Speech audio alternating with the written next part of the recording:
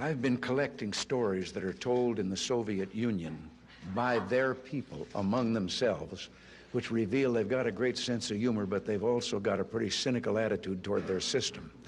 And I told this one, Bill, you'll have to hear it again. I told it in the car.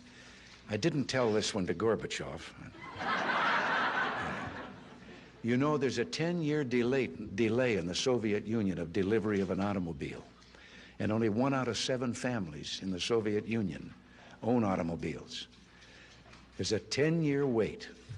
And you go through quite a process when you're ready to buy, and then you put up the money in advance. And this happened to a fella, and this is their story that they tell, this joke, that this man, he laid down his money, and then the fella that was in charge said to him, okay, come back in 10 years and get your car. And he said, morning or afternoon?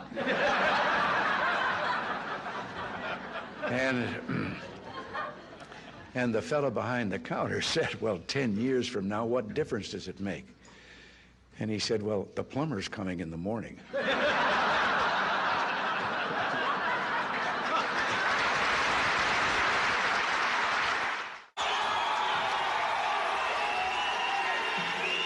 But in view of the 5 things that I just said, I don't know whether you know it or not, but I have a new hobby.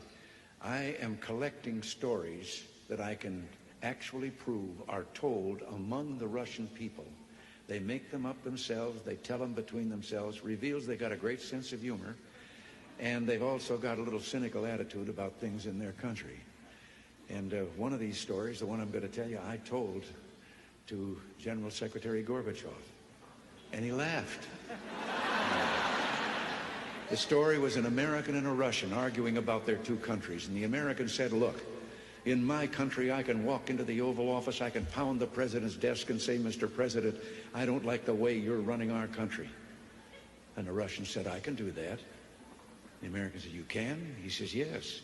I can go into the Kremlin to the General Secretary's office, pound his desk and say, Mr. General Secretary, I don't like the way President Reagan's running his country.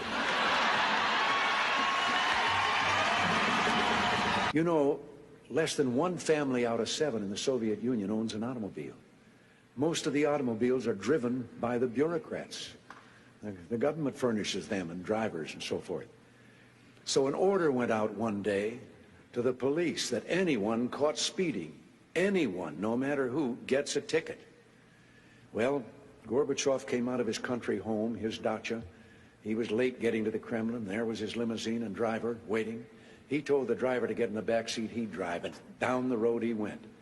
They passed 2 motorcycle cops. One took out after him. And pretty soon he's back with his buddy, and his buddy says, well, did you give him a ticket? And he said, no. Well, he said, why not? Oh, he said, they're too important. Well, he said, we're told to give anybody a ticket, no matter who it is. Oh, he said, no, this one was too, I could. Well, he said, who was it? He said, I couldn't recognize him. But his driver was Gorbachev. Which makes me think of a story. Everything makes me think of a story.